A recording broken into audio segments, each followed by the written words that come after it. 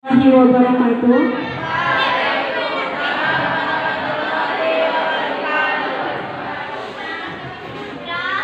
Terima kasih Ibu ucapkan kepada kelas 8D dan kelas 8H.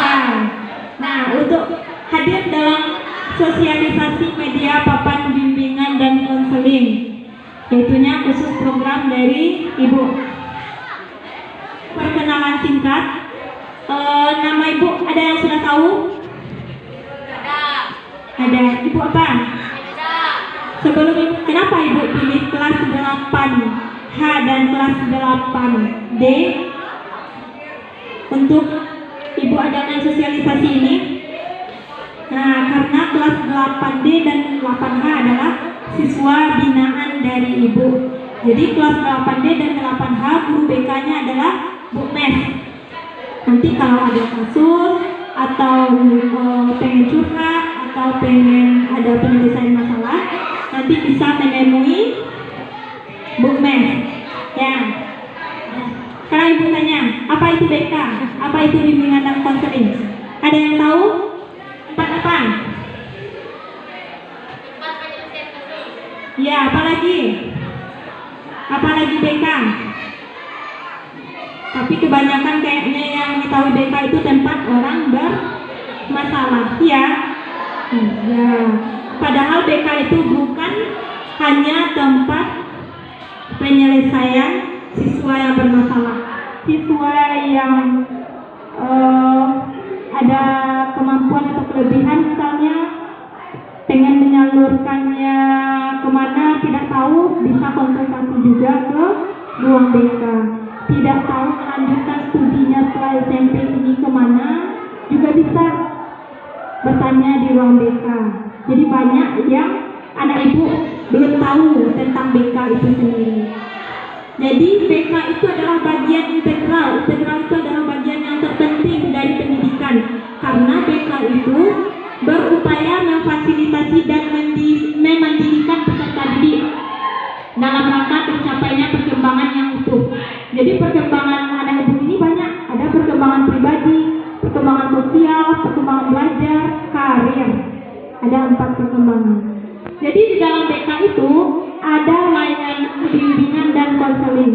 Yang mana layanan bimbingan dan konseling ini merupakan upaya yang sistematis, logis dan berkelanjutan, terprogram, sudah diprogramkan oleh guru BK, dilakukan oleh guru BK yang tujuannya tadi adalah untuk memfasilitasi perkembangan peserta didik.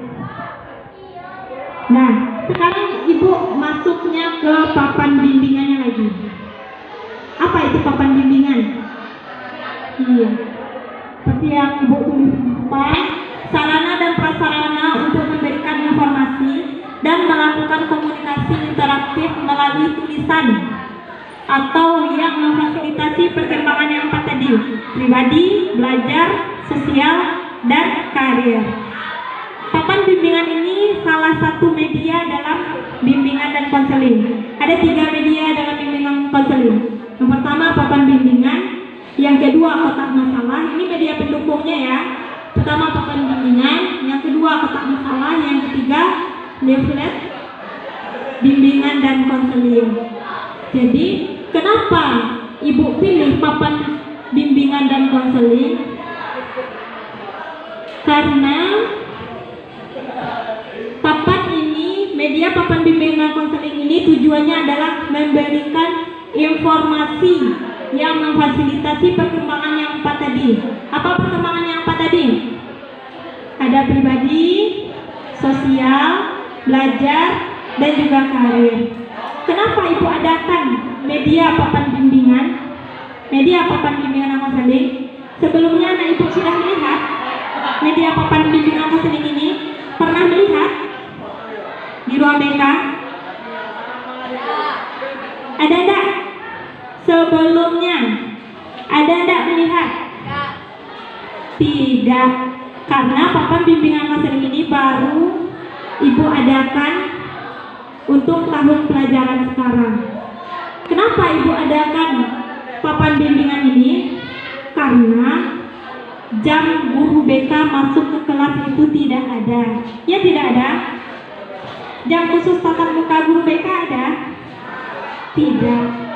Itulah gunanya Ibu adakan papan bimbingan supaya informasi yang ada di BK bisa Ibu tampilkan di papan bimbingan. Nah, apa saja itu? Yang perkembangan pribadi, ada tentang perkembangan kelebihan diri, pengentasan kelemahan diri, keselarasan perkembangan cipta rasa dan karsa, kematangannya, dan juga pemahaman diri. Jadi itu dibahas dalam perkembangan pribadi. Selanjutnya ada perkembangan sosial, ada pemahaman tentang keragaman budaya, nilai-nilai dan norma sosial. Di sini ada anak Jawa, ada anak Minang, ya. Kita campuran di sini semuanya, ya. Nah, untuk itu kita juga perlu memahami tentang perkembangan sosial ini. Ada tentang sikap positif, bagaimana cara berhubungan baik dengan teman, dengan guru, dengan orang tua, dengan masyarakat, itu perlu juga dibahas. Selanjutnya juga tentang bagaimana cara kita menyelesaikan konflik atau masalah yang terjadi pada diri kita sendiri. Ada juga tentang keterampilan hubungan sosial yang efektif, tentang perkembangan belajar. Dalam perkembangan belajar ini bisa dibahas tentang penyelesaian studi lebih lanjut, makna prestasi, bagaimana cara belajar yang baik, ada cara-cara belajar yang baik, yang efektif, gaya belajar, karena tidak semua gaya belajar anak Ibu itu yang sama. Ada yang belajarnya suka membaca dan menghafal, ada yang belajarnya suka dengan mendengarkan musik. Jadi gaya belajar kita itu berbeda-beda. Dan yang keempat tentunya tentang perkembangan karir. Kalau perkembangan karir ini lebihnya ke pekerjaan, bakat dan minat, apalagi kesadaran terhadap pemilihan karir dan sikap positif terhadap pekerjaan. Semuanya itu dibahas di BK, bukan hanya masalah saja, tapi perkembangan yang empat itu adalah perkembangan yang terjadi dalam diri anak Ibu, yang itu yang perlu dibahas dan dipahami dalam bimbingan dan konseling. Nah, untuk empat perkembangan itu bisa Ibu tampilkan nanti melalui apa? Melalui papan bimbingan yang baru Ibu adakan. Jadi apapun informasi, misalnya informasi tentang belajar, salah satunya ini Ibu angkat tentang perkembangan belajar, yaitu cara belajar yang efektif. Ada berapa cara tuh? Ada 7 cara belajar yang efektif. Jadi anak Ibu nanti kalau sudah mulai belajar persib, bisa kalau lewat di ruang BK bisa melihat papan bimbingan, dibaca dan diapakan lagi? Setelah dibaca diapakan lagi informasi itu?